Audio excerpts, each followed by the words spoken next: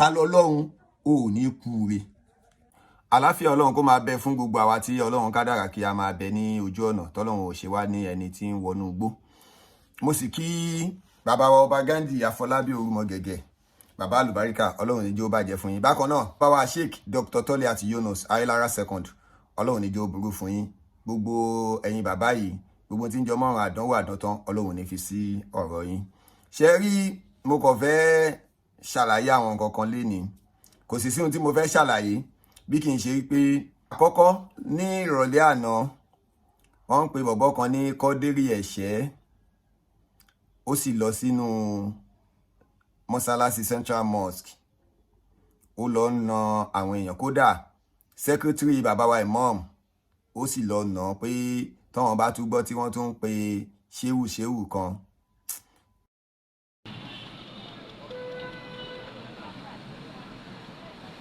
ẹ̀yin lè súnmọ́ bí ẹ tẹ́wọ́ kejì náà. Àkọ́kọ́ ẹ̀ṣẹ́ Kọ́dírì, gbogbo èyí tó ń ṣe yìí ṣé tó bá ṣẹlẹ̀ tán ṣẹ́mi ẹ kù, àkọ́kọ́ nù. Lórí ìyẹn mo wá tún wá rí fọ́nrán kan tí bóyá wọ́n fún lówó ni o, bóyá òun fúnra rẹ̀ ló kọ̀ wò pé òun fẹ́ jẹun. Èyí tí wọ́n bọ̀bọ́ tí wọ́n pè ní Talolohun wà àkọ́kọ́ tí Talolohun àbí kí náà ń pè ẹ́, àbí ta lè ṣù àbí èṣù gangan. Ìjọ́ tí wọ́n mú ẹ sátìmọ́lé, mo pẹ̀lú ẹni tó jáde tí mò ń sọ fún àwọn èèyàn pé kò yẹ kán mú, kí ló ṣe, kí ló ṣẹlẹ̀. Àṣeṣe ló yẹ kó o kú sẹ́wọ̀n, àṣẹ ni ẹ̀wọ̀n gangan ni ẹ́. Torí àkọ́kọ́ in tó sọ láàárọ̀ yìí ó ti fi hàn pé ẹ̀wọ̀n ló máa padà kú sí.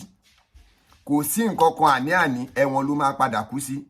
Àkọ́kọ́ òun pe Sheikh Dr. Toliat Yunus Ayélára second, ó sọ pé tọ́ílẹ̀tì Yunusa lẹ́nu irú tiẹ̀.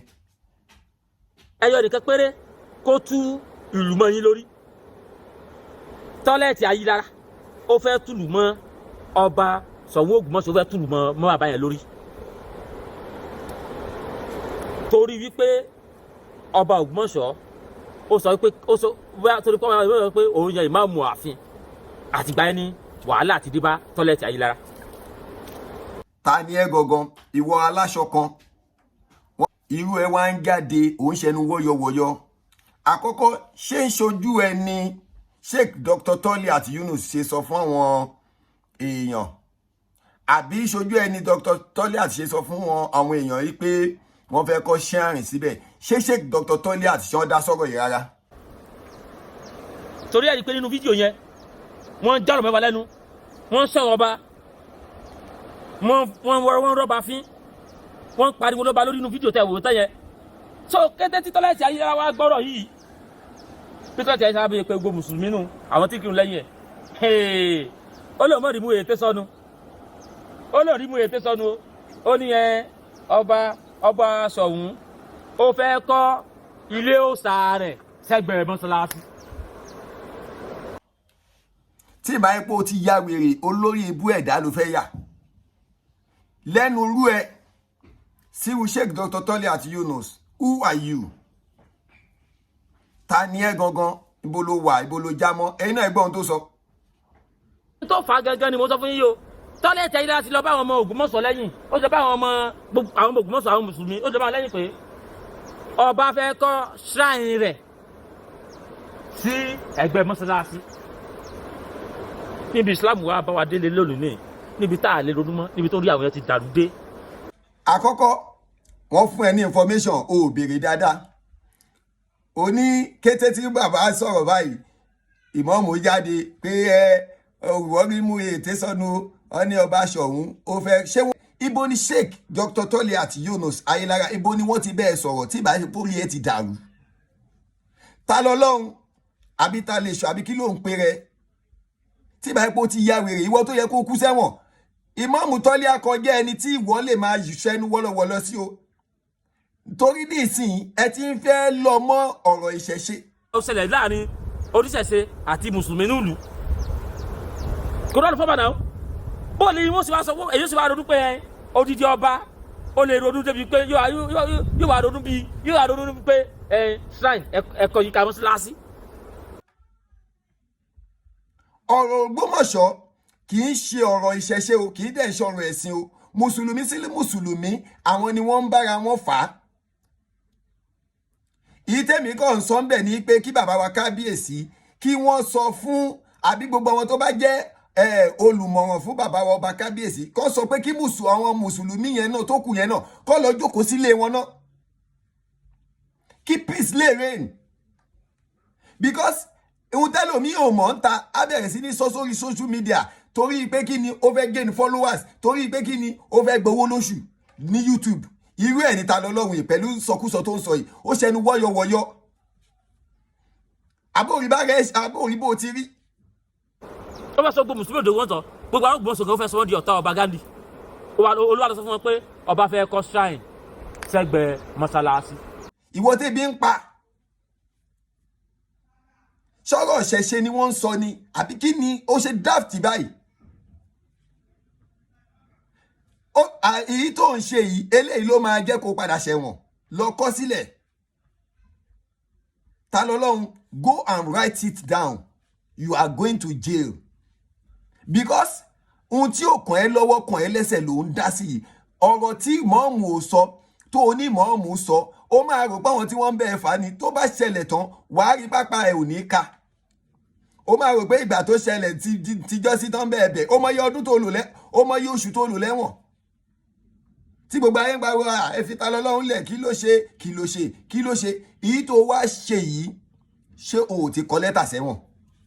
Àbò rò pé gbogbo èèyàn ló ṣe máa sọ̀rọ̀ sí.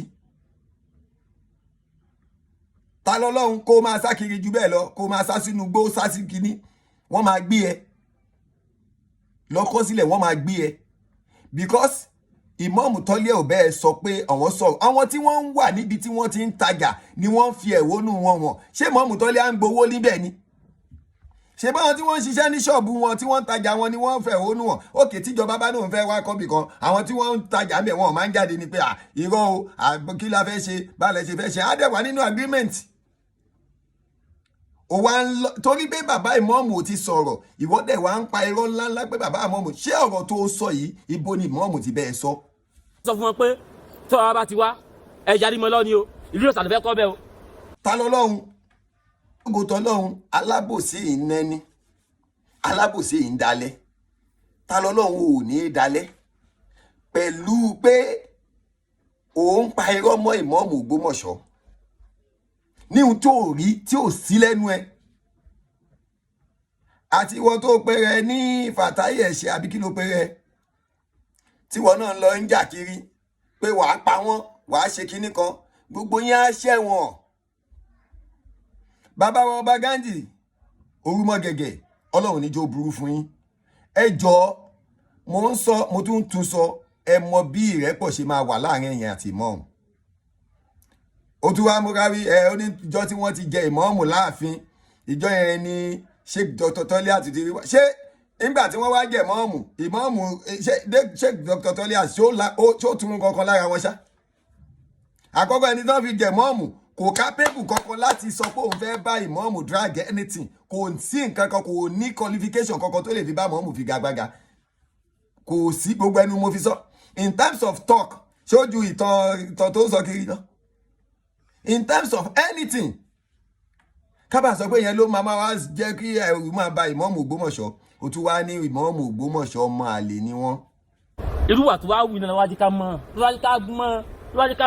lọ́wájú kí ìwà ló ń lọ bí tí àwọn ará adé ayélujára sọ ń jọ sí wípé kèé sọmọ ilé àwọn kèé sọmọ Ògbómọ̀ṣọ́ tọ́lẹ̀tì ayélujára sọmọ Ògbómọ̀ṣọ́ ó kàwé.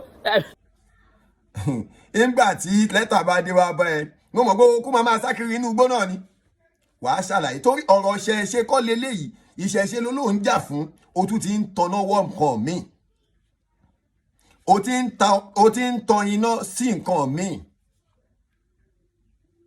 aráàlú wọn jáde nítorí pé ibi tí wọ́n ti ń tajà ni ẹ̀ẹ́dẹ̀ sọ pé ẹ rí ìmọ̀ọ́mù níbẹ̀ kódà kò sọ́mọ ìmọ̀ọ́mù kankan ń bẹ̀ kódà kò sí PA kò àbí anything tó represent ìmọ̀ọ́mù ń bẹ̀ ìwọ wá jáde lẹ́ni ó ṣẹnu wọ́yọ̀wọ̀yọ̀ ṣàgbádá gẹrẹjẹ aṣọ kan làpárò ń wọ̀ tẹ́lẹ̀ ó rí pé tó bá wọṣọ tuntun èyí ń dà tó bá wọṣọ àlòkù náà ló ń dà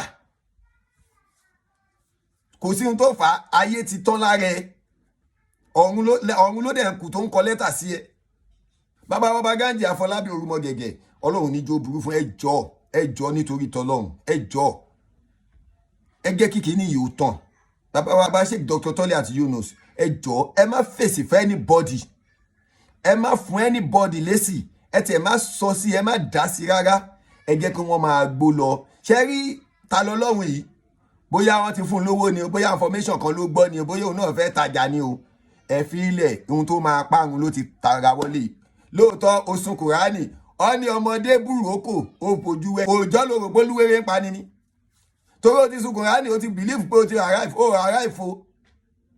o arrive rárá èyí tó fẹ́ dáwọ́lé yìí ló máa fi mọ̀ pé nǹkan ń bọ̀ lórí ẹ̀ báwa ọba Gandhi Afọlábí orúmọ gẹ̀gẹ̀ kò ní bàjẹ́ ìlú Ògbómọ̀ṣọ́ ò ní dàrú àwọn kìíní yìí fẹ́ dọ́gbọ́n lo ọ̀rọ̀ Ògbómọ̀ṣọ́ láti fi bà nǹkan jẹ́ ni o bàbá ọba Gandhi àníkẹ́ ẹ má gba àwọn mùsùlùmí ẹ má gba àwọn àáfàá yìí láyè mọ́ ẹ má gba anybody wọn láyè kó ní kálukú sì lọ jókòó sílé ẹ̀ náà ẹ̀yin ẹ wá wò bóyá ìlú ò ní lálàáfíà kí oníkálukú lọ́jọ́ irú ọmọ tó pe rẹ̀ ní ẹ̀ṣẹ́ kan dé rèé nígbà tó ṣe gbogbo tó fẹ́ ṣe tán lánàá ẹ̀gbọ́n tó sọ ni bàbá Gandhi ayé ò ní sọ yín lórúkọ aburú ó ní tóun bá tún gbọ́ ṣéwù lẹ́nu wọn òun máa pa wọ́n torí pé kí ni o tọba làṣẹ gbogbo ayé ẹ̀yin náà ẹ gbọ́ bàbá Gandhi Afọlábí ìlú ò ní bàjẹ́ mọ́ yín lọ́wọ́ ìyìn tá à ń rí ojú tẹ́ ń wò lọ́sà ìbádá kẹjọ àtẹ̀yìn àti bàbá wa Sheikh Dr. Toliat Yunus ẹ parí ìjà yìí n tó lè parí ni ìyìn tó lè parí ni tẹ́ bá lè parí ẹ rí i pé gbogbo àwọn ẹlẹ́nu wọ́yọ̀wọ́yọ̀ á gbẹ́nu dákẹ́ síbì kan àlàáfíà sì jọba nùlù gbogbo ẹ̀yin kìrìsìtẹ́nì ìlú Ògbómọ̀ṣọ́ mo in fact I really appreciate you people gbogbo ẹ̀yin kìrìsìtẹ́nì Ògbómọ̀ṣọ́ ọlọ́run níjó bàjẹ́ fún yín torí wọ́n sà ń fẹ́ kó kíjẹ̀sì ṣẹlẹ̀ àmọ́ ẹ̀yin kìrìsìtẹ́nì ọlọ́run sì fún yín ní sùúrù ọlọ́run níjó bàjẹ́ meanwhile kìrìsìtẹ́nì kọ́ ló ń dà wá láàmú bàbá ọba kọ́ ló ń dà wá láàmú àwọn àáfàá yìí látòrí Ṣùbẹ́rù Pàràkò yìí àwọn tí wọ́n ń dà wá láàmú nìyẹn àwọn náà lọ ń bá ọba àwọn náà lọ ń jókòó sáàfin tó bá yẹ pé bàbá wa kábíyèsí ti lé wọn kúrò láàfin ẹ rí i pé ààfin alálàáfíà òun ló mú tí Mújì ti ń pa tó fi ń pariwo that is insult Mújì ló kọ́kọ́ mention Sheikh Dr. Toliat ìjọ tí sìn dẹ̀ máa ṣẹlẹ̀ tí incident yìí máa ṣẹlẹ̀ bàbá wa ìmọ̀ọ́mù Ògbómọ̀ṣọ́ wọ́n wà l'Ábùjá tán wà ní conference kan l'Ábùjá tán lọ ń ṣètò pé báwo ni kìrìsìtẹ́nì àti mùsùlùmí àti oníṣẹ̀ṣẹ̀ báwo la ṣe jọ máa ṣe tí ó tàlàáfíà fi jọba ní tí bàbá bá lọ́nu ẹ wo ohun tẹ́ wá tún gbélẹ̀ fún bàbá Talolohun ò ní kúure Talolohun ìyà ọlọ́run ibi ọlọ́run a máa bá ẹ pẹ̀lú rọ́tò pamọ́ ìmọ̀ọ́mù Ògbómọ̀ṣọ́ ọ̀làlá hàwùlà wàlà kúwàtà ìlà abẹ́là àlìlẹ̀ àṣẹ.